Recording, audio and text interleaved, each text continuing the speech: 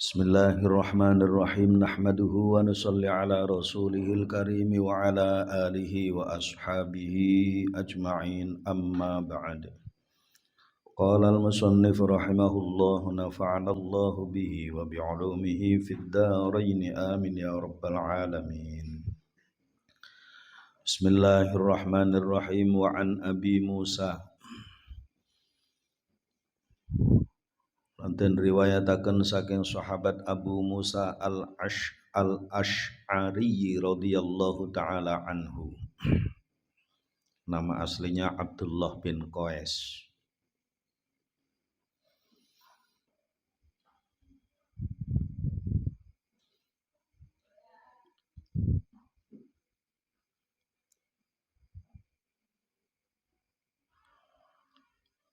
Beliau termasuk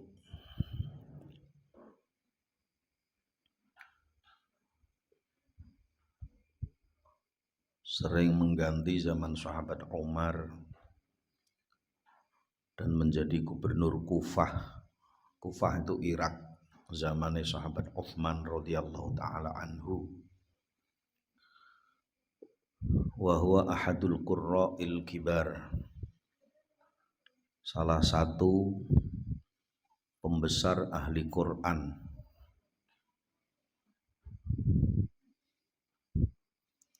Termasuk salah satu hakim agung di Siffin.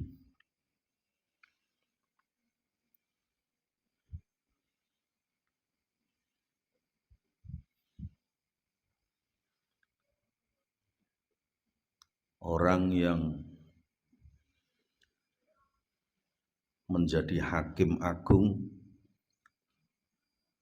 hakimnya umat ini ada 4. Yang pertama sahabat Umar, sahabat Ali, sahabat Abu Musa al-Asy'ari, dan sahabat Zaid bin Thabit.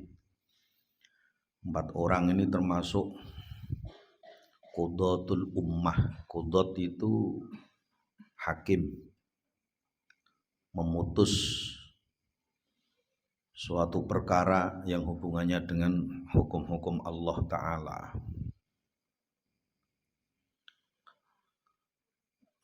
Qala dawuh sapa sahabat Abu Musa al-Asy'ari, qala was ngendika sapa Rasulullah utusane Allah rupane Kanjeng Nabi Muhammad sallallahu alaihi wasallam, mathalul mu'minil ladzi yaqra'ul Qur'ana mathalul utrujah. Mathalul mu'mini utawi perumpamaane wong iman, sifate wong iman alladzi yaqra'ul Qur'an iku alladzi wong yaqra'u kang maca sapa ladzi al-Qur'ana ing Qur'an iku mathalul utrujah. Mathalul utrujati perumpamaane kaya dene buah jeruk, rihuha kang utawi ambune utrujah iku thayyibun wangi, wa ta'muha lan rasane utrujah iku thayyibun manis.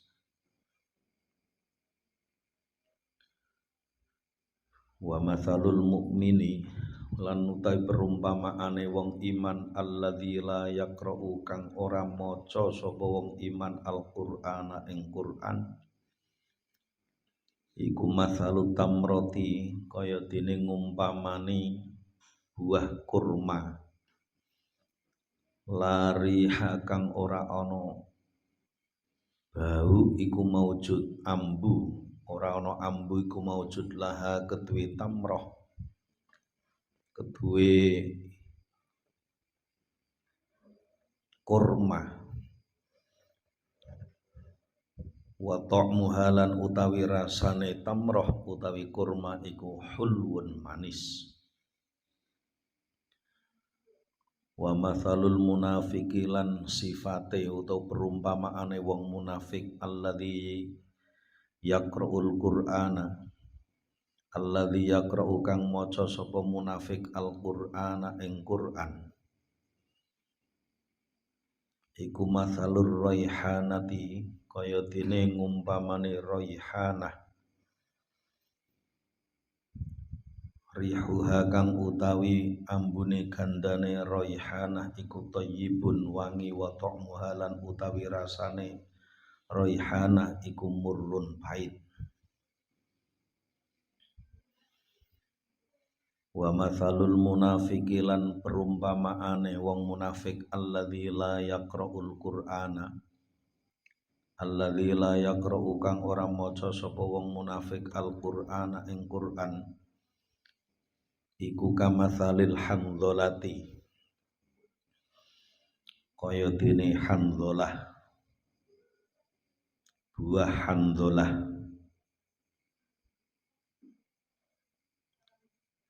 apa nak buah hamdhalah nak cara kita ya oh broto wali ya kena nak cara wong desa ki mauni ngerti mauni laisa laha kang ora ana iku tetep keduwe hamdhalah laisa kang ora ana laha iku tetep keduwe hamdhalah rihun utawi gondo wa ta'muhalan utawi rasane hamdhalah iku murrun pait rawahul Bukhari wa Muslimun.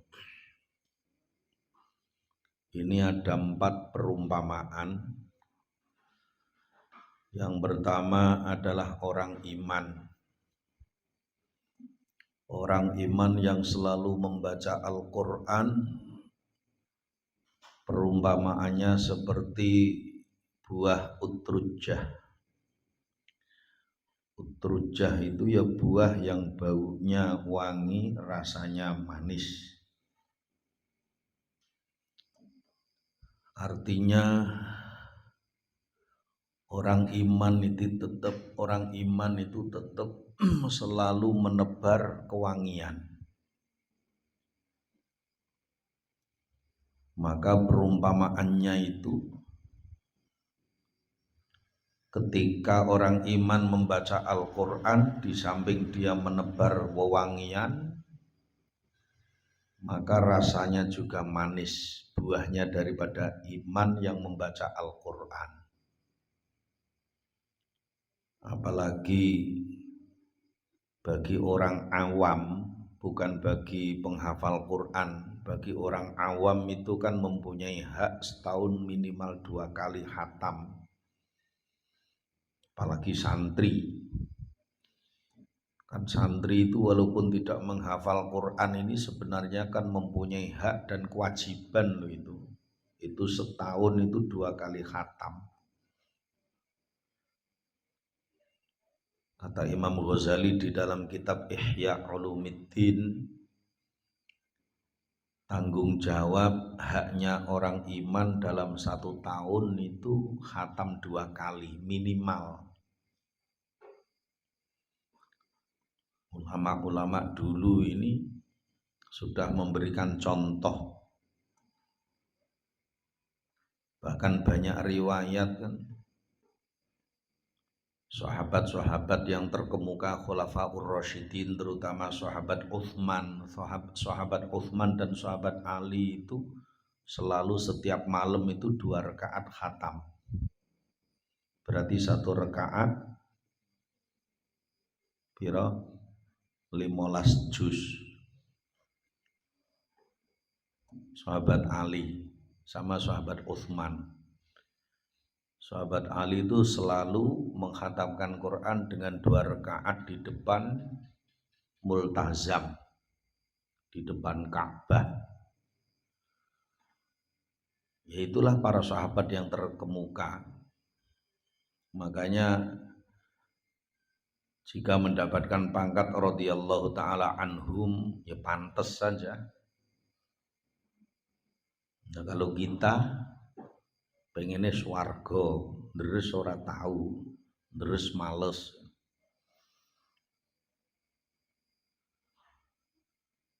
Dan itu diteruskan oleh para tabi'in, tabi'ut tabi'in, para ulama salafus sholih itu kan. Sering kita mendengar Imam Syafi'i itu ketika deres sehari ya khatam 2 kali, berarti 60 juz.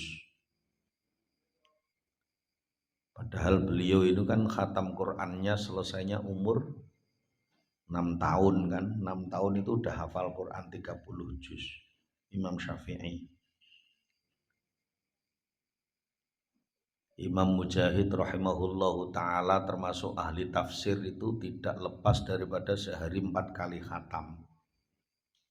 Terus lah awak dhewe sing ora ngapa-ngapae belas ora tau khatam. Piye jajal? Kepengin dadi wong sukses. Sukses yang menghayal.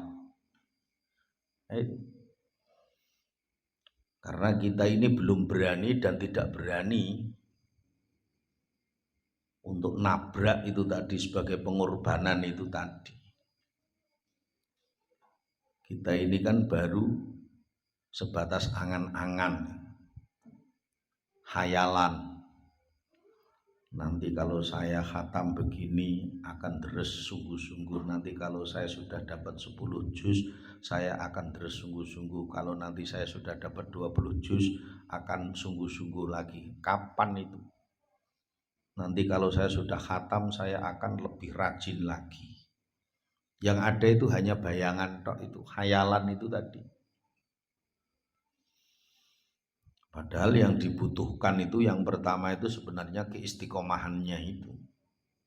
Supaya mulut kita itu benar-benar kita gunakan untuk Quran itu tadi, memproduksi. Mulut kita itu menjadi produktif, menghasilkan lafaz-lafaz Quran itu tadi. Maka sudah diberikan contoh para ulama salafus sholih. Ya walaupun kita ini tidak persis mereka dan tidak mungkin lah. Ya paling tidak berapa persennya ini.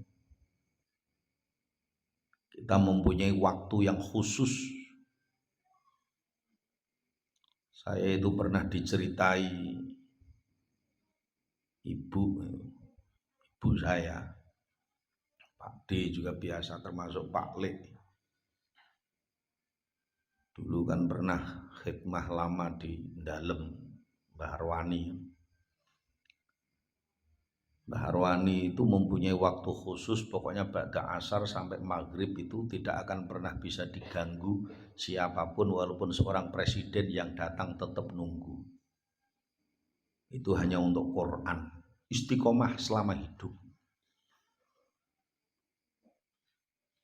Makanya keramatnya juga luar biasa. Bagi Haji Raden Hisham Hayat itu pengasuh pondok pesantren Raudhatul Mardiyah Janggalan Kudus, termasuk muridnya Mbah Arwani, juga sekaligus sohib. Karena Kudus itu dulu itu ada 3 ulama besar ahli Quran, 1 Mbah Arwani, 2 Mbah Kiai Hisham, 3 Mbah Sya'roni. Kebetulan kakak saya itu dulu mondoknya di Mbah Hisham, termasuk qiraah sab'ahnya juga. Keramatnya itu maghrib sampai isya itu khatam 30 juz di semak orang banyak yang nyemak kiai-kiai. Itu keramat. Keramat apa? Waktu. Namanya keberkahan waktu. Kita yang mendengar dan tidak menyaksikan ya mungkin sulit untuk percaya. Enggak masuk akal. Antara waktu maghrib sampai isya khatam 30 juz, bacanya biasa, di semak orang banyak dan saksinya banyak. Gimana coba? Coba di dalam pikiran kalian apa itu yang terbersit? Mungkin enggak? Mungkin enggak? Mungkin orang. Maghrib tekan isya khatam baca Qur'annya biasa, yang nyemak kiai banyak, saksinya banyak. Mungkin enggak? Percaya enggak? Kalau saya percaya, kalau kalian nggak bisa jawab karena memang susah, karena matematika akal terus. Jika Allah berkehendak, yang punya waktu juga Allah. Makanya kenapa di dalam hadis itu banyak waktu itu bisa dilipat. Terutama waktu malam itu kan bisa dilipat oleh Allah Ta'ala. Makanya Nabi kita itu selalu di dalam bepergian, di dalam safar itu kan selalu waktu malam. Sampai perjalanan Isra dan Mi'rajnya Nabi juga waktu malam. Jadi yang punya waktu Allah Ta'ala. Apakah mungkin? Sangat mungkin bagi Allah Ta'ala jika Allah berkehendak. Makanya ketika kita itu menghafal Quran, ahli Quran belum pernah merasakan deres sampai lupa segala-galanya. Belum pernah dikasih nikmat baca Quran. Lupa segala-galanya, enggak terasa. Duduk, deres, enggak kerasa, loh tiba-tiba dapat 5 juz, belum terasa. Biasanya itu kalau kita deres belum sampai 3 juz itu masih awal itu masih terasa berat karena setannya itu masih berada di sekitar. Tapi kalau sudah 3 juz ke atas itu enteng, satu dudukan 5 juz 6 juz nggak terasa. Dan itu wajib bagi penghafal Quran sebenarnya. Deresnya nggak usah cepet-cepet, biasa aja.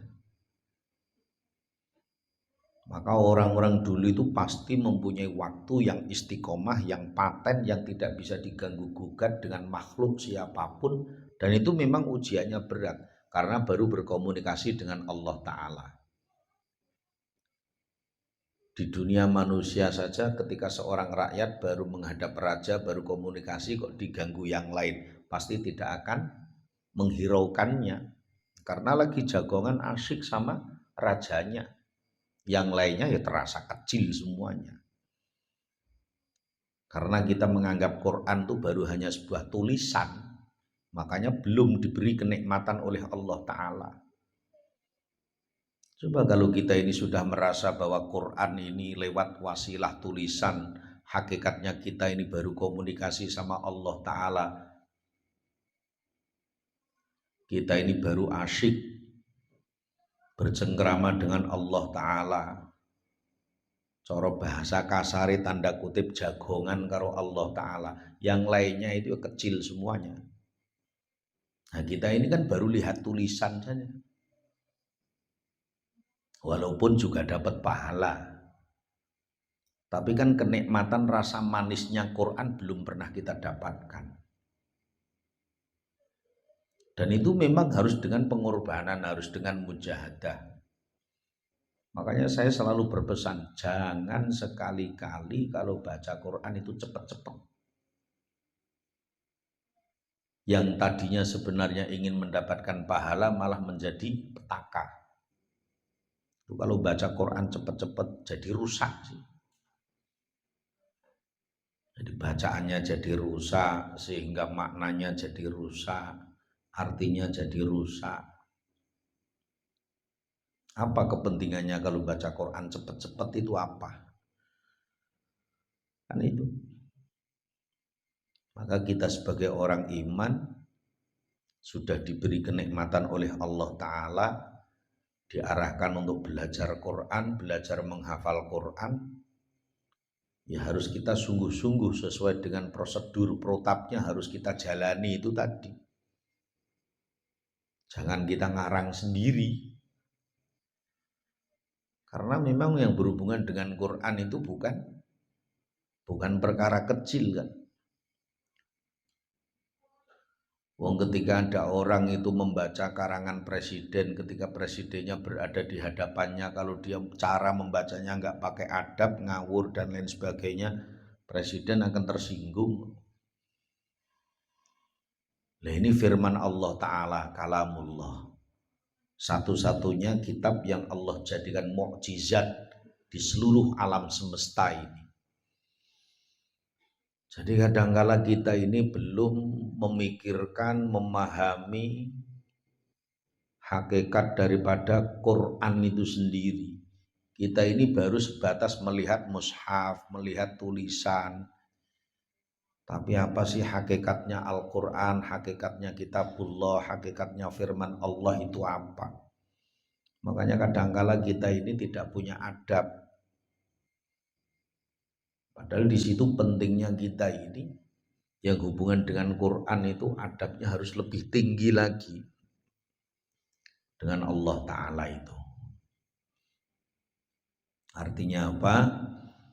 Hadis ini memberikan pemahaman pentingnya kita ini harus benar-benar mempunyai waktu yang khusus. Kita sebagai orang iman mendapatkan manfaat dari Al-Quran sehingga kita bisa merasakan manisnya Quran itu tadi. Jadi jangan sampai kita ini sudah diarahkan, dipilih oleh Allah Ta'ala tapi setengah-setengah. Ya kembali lagi untuk mendapatkan hasil yang baik ya tetap pengorbanan. Ujiannya banyak. Makanya ujian orang menghafal Quran itu banyak sekali. Enggak sama dengan yang lainnya, enggak sama. Tetap enggak akan sama dengan yang tidak menghafal Quran, enggak akan sama.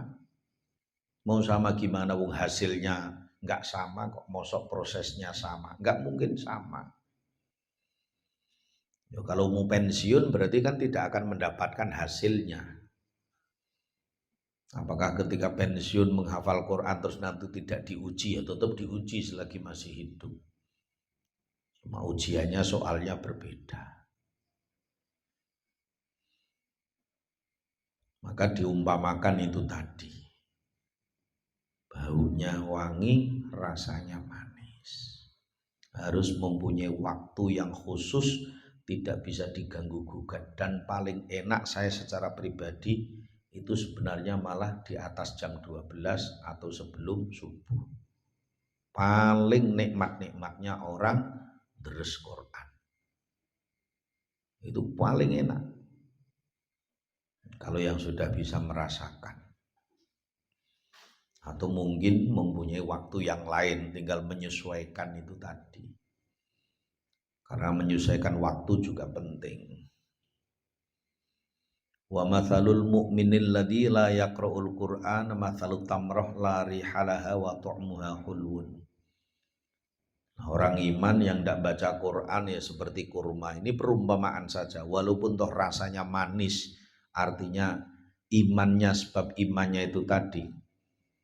Tapi dia tidak mempunyai bau wangi. Kenapa tidak mempunyai bau wangi? Yaitu tadi kitab sucinya ditinggalkan. Tidak bisa memberikan efek kebaikan kepada orang lain. Karena Quran itu kan efek baiknya itu kemana-mana sebenarnya. Masalahnya kan tidak ada tulisannya, tidak kelihatan itu. Coba kalau andaikan kelihatan, orang seluruh kampung itu berebut semua setiap hari deres. Jangankan yang di pondok, yang tidak mondok tetap berebut itu. Karena tidak ada tulisannya. Makanya sangat ironis sekali ketika di pondok Quran sudah ada bacaan yang terbaik seluruh alam semesta, kok masih kober-kobernya baca komik. Itu kan bodoh-bodohnya orang bodoh. Sangat bodoh sekali. Ya karena memang Quran ini kan sumber segala kehidupan kan. Sumber segala kehidupan tidak hanya untuk manusia, untuk seluruh makhluknya Allah Ta'ala itu Quran. Untuk tatanan seluruh alam semesta, bumi, langit, seluruh alam beserta isinya kan. Ya Quran itu. Makanya kenapa sampai dijadikan mukjizat hanya Al-Quran. Kitab-kitab yang dahulu aja tidak dijadikan mukjizat. Padahal banyak kan. Allah Ta'ala memberikan kitab suci kepada para nabi rasulnya. Nabi-nabi dulu hanya berupa suhuf, berupa lembaran, berupa nasihat, berupa mau'idhah. Ada yang berupa kitab sebagaimana kita ketahui Taurat, Zabur, Injil itu. Tapi enggak dijadikan mukjizat itu. Ya Quran toh yang dijadikan mukjizat. Makanya dibalik rahasia Quran ini sebenarnya kebahagiaan yang hakiki. Saya secara pribadi itu masih megang, benar-benar saya pegang dan saya patenkan sampai mati, saya niatkan sampai mati. openono Quran le, sing duwe Quran bakal ngopeni awakmu. Itu saya yakin 1000%, bukan 100%, 1000% saya yakin itu. Entah dengan cara apapun, pokoknya tak openi sak mampu saya. Walaupun tak woco ibaratnya, walaupun tak rewangi sambi-sambi, kadang nyambi nyopir. Raketan oleh seperempat jus, setengah jus kan lumayan. Nunggu awak-awakmu oleh lumayan setengah jus. Sedina cek lumayan oleh 4, 5 kan lumayan. Nah, sing gak apa-apa kok belas kan ironis sekali. Itu.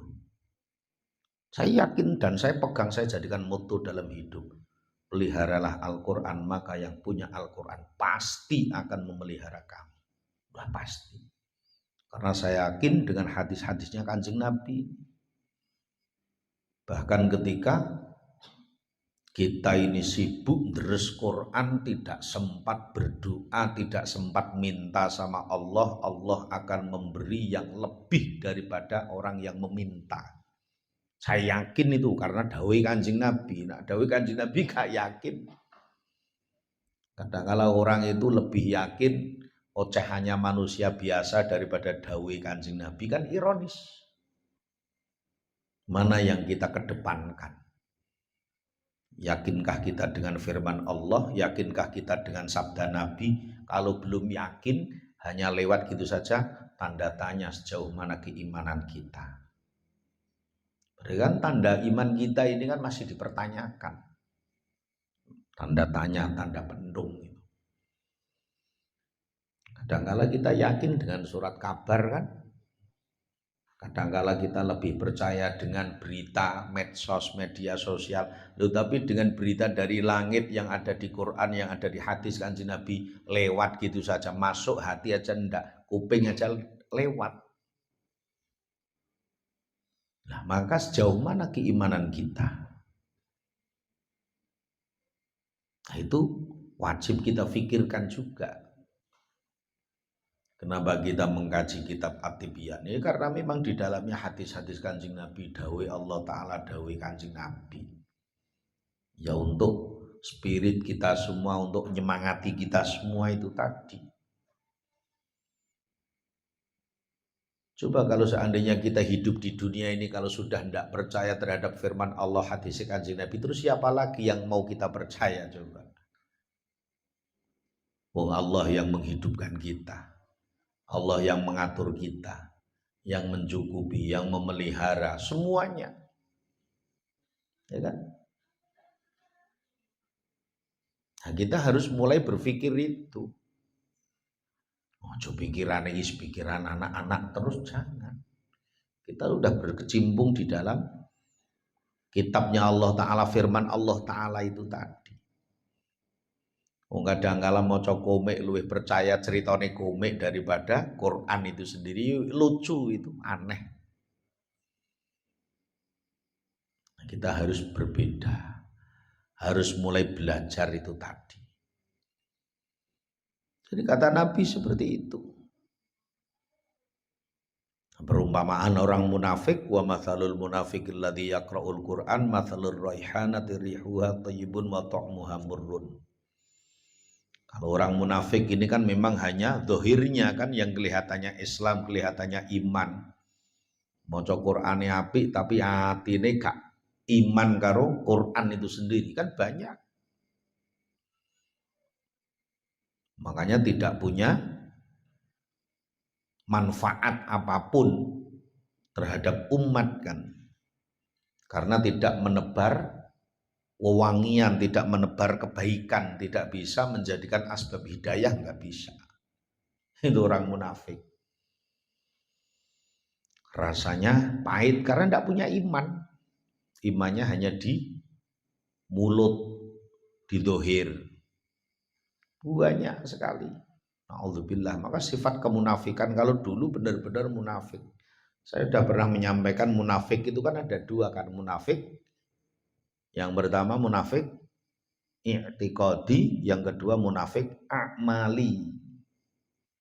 Munafik i'tiqadi itu ya munafik secara i'tikad, secara keyakinan, dalam arti zahirnya kelihatannya Islam tapi hatinya tidak ada iman. Itu munafik i'tiqadi.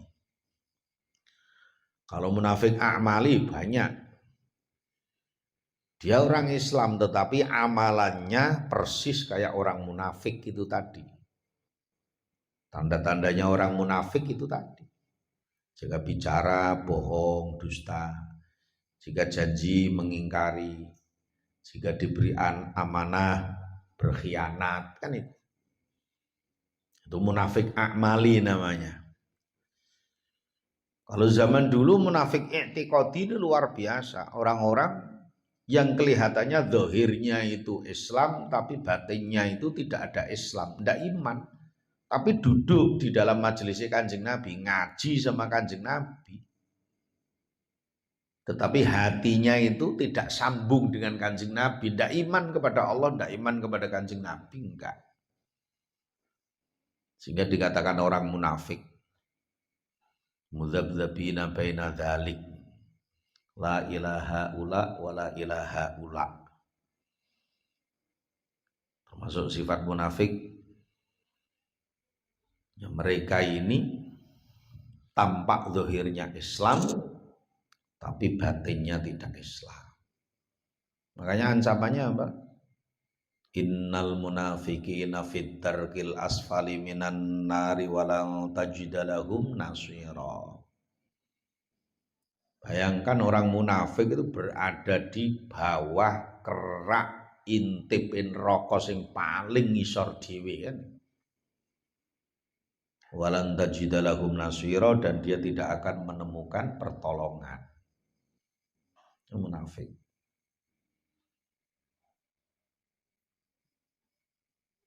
Maka walaupun baca Quran tapi munafik tidak punya pengaruh apa-apa.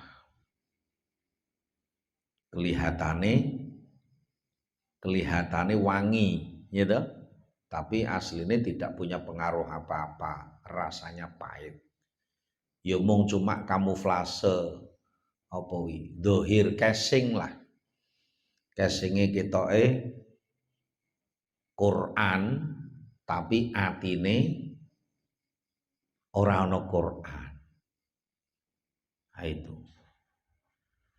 Terus kemudian wa mathalul munafiqi alladzi la yaqra'ul Qur'an kamathalil hamdalah laisa laharihun wa ta'murun. Apalagi yo munafik gak tau maca Quran belas kayak munafik pisan. Nah, itu udah jelas. Tapi nek sing munafik maca Quran niku ngguh. Sing munafik maca Quran ha iku mau ketoke agamis kan. Ndohire ketoke tapi hakikatnya pahit.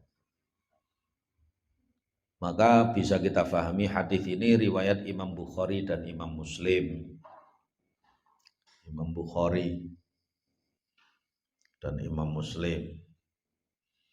Imam Bukhari itu orang Bukhara, Imam Muslim itu orang Naisabur. Imam Bukhari Bukhara Uzbekistan, sering saya menyampaikan. Imam Muslim orang Naisabur. Naisabur itu sekarang masuk negara Iran. Orang-orang Persia. Orang-orang Persia itu kan orang-orang yang cerdas. Orang Parsi itu cerdas. Makanya sahabat Nabi yang namanya sahabat Salman itu menjadi apa? Bukan jubir, penerjemah bahasa. Itu termasuk sahabat Salman Al-Farisi, itu luar biasa. Orang yang cerdas. Jadi suku termasuk ataupun bangsa yang cerdas itu termasuk salah satu yang tercerdas malah. Itu bangsa Persia. Makanya kenapa Turki Utsmani juga waktu itu mengalahkan Persia itu sehingga takluk itu. Maka menjadi berkembang menjadi kerajaan apa semua karena bangsa Persia itu termasuk salah satu bangsa yang cerdas. Ya, termasuk para dai-dai Wali Songo itu kan banyak keturunan dari sana. Termasuk yang terkenal itu Syekh Abdul Rauf As-Singgili atau Syekh Syahkwala itu. Itu termasuk orang Persia, orang Afgan. Mempunyai murid 4 yang luar biasa itu. Karena memang termasuk ahli tarekoh juga. Sehingga berkembang beranak pinak semua banyak. Orang-orang Asia Tengah, orang Persia itu menjadi dai-dai. Kalau di tempat kita ya terkenal menjadi wali. Kekasih Allah Ta'ala. Itu kan sebenarnya mulai abad 9 Masehi sudah tersebar. Jadi sehingga beranak pinak orang Asia Tengah, orang Bukhara, termasuk Imam Bukhari. Imam Bukhari hidupnya kan abad 4 Hijriah. Beliau. Imam Muslim juga sama karena enggak jauh. Karena Imam Muslim itu muridnya Imam Bukhari sekaligus sahibnya. Kalau Imam Bukhari kan muridnya Imam Ahmad bin Hambal. Kalau Imam Ahmad kan orang Irak, orang Basrah, orang Kufah, bukan Basrah, orang Kufah. Orang Imam Ahmad bin Hambal. Imam Ahmad murid Imam Syafi'i, orang Gaza. Imam Syafi'i muridnya Imam Malik, orang Madinah. Imam Malik muridnya Imam Muhammad Asy-Syaibani, orang Afghanistan. Muhammad Asy-Syaibani muridnya Imam Abu Hanifah. Abu Hanifah orang Kufah, Irak juga. Jadi banyak. Jadi kita agak sedikit mengetahui sejarah-sejarah itu harus sudah mulai. Jangan sampai kita hafal sejarah pemain sepak bola tapi orang ngerti sejarah para a'immatus sittah barangnya. Hafale si R7, gajine piro, kaose nomor 7, seminggu gajine semene hafal. Para imam-imam kita alihkan sejarah-sejarah, termasuk sejarah-sejarah kebudayaan Islam.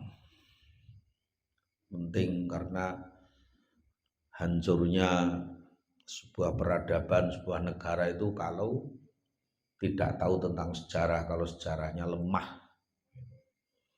Makanya harus tahu sejarah.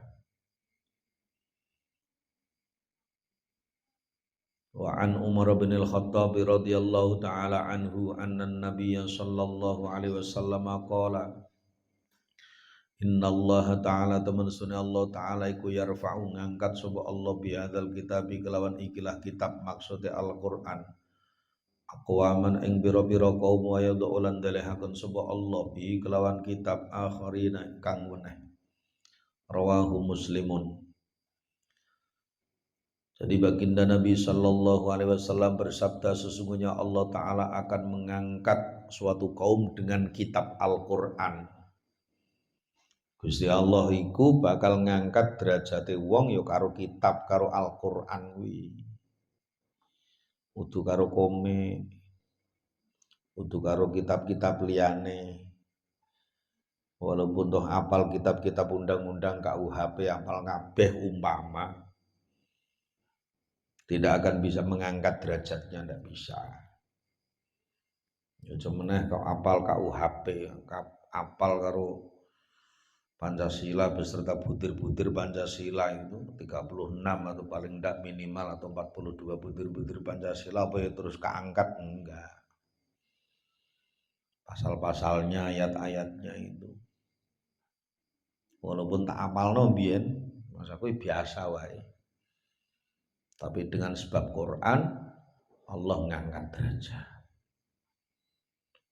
Allah akan meletakkan yang lainnya yang tanpa Quran. Maka harus kita mulai dan kita patenkan, kita yakinkan dalam hati kita. Wis pokoknya sing gawa kebahagiaan dunia tekan akhirat ya Quran titik. Liyane iki ora ono apa-apane. Enggak.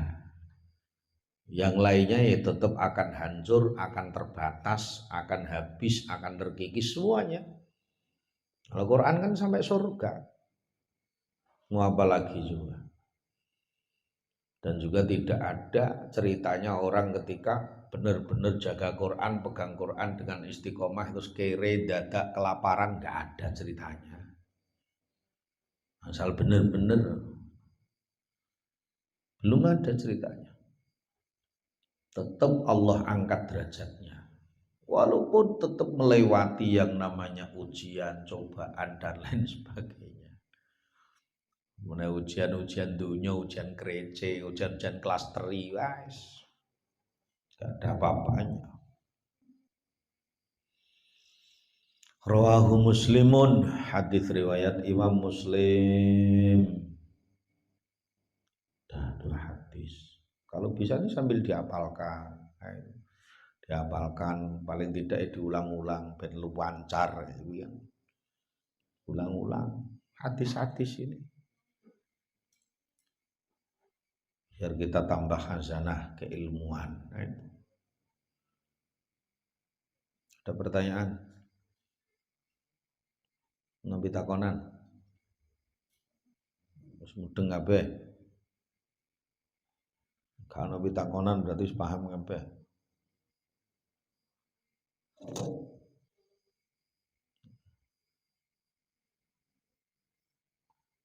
Ora takon. Paham? Sudah paham? Mana yang dereng?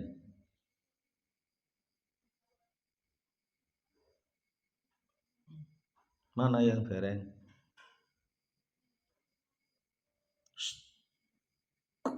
Mana yang dereng? Kamu tak tanya, udah paham? Belum. Mana yang belum?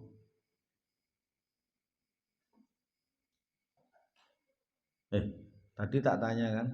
Udah paham belum? Belum. Mana yang belum? Ngajinya dua hadis ini toh.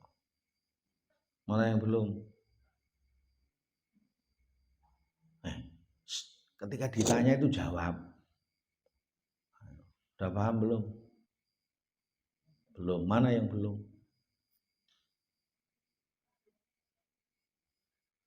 Loh, piye to iki? Wong ditakoni kok. Biar hidup, pikiran itu biar hidup. Makanya jangan biasakan ketika ngaji itu pikirannya kosong kemana-mana. Ada benarnya dari Allah Ta'ala, kekurangan mohon maaf. Kita tutup dengan sholawat. Mulai sholli wa sallim daiman habibika khairil khalqi kullihim huwal habibul ladzi turja syafa likulli haulim minal ahwali muqtahami ya rabbi bil mustafa balligh maqasidana lana ma madaya wasi'al karami ya arhamar rahimin ya arhamar rahimin farrij 'alal muslimin subhanakallahumma bihamdika asyhadu an la ilaha illa anta astaghfiruka wa atubu ilaik. Assalamualaikum warahmatullahi wabarakatuh.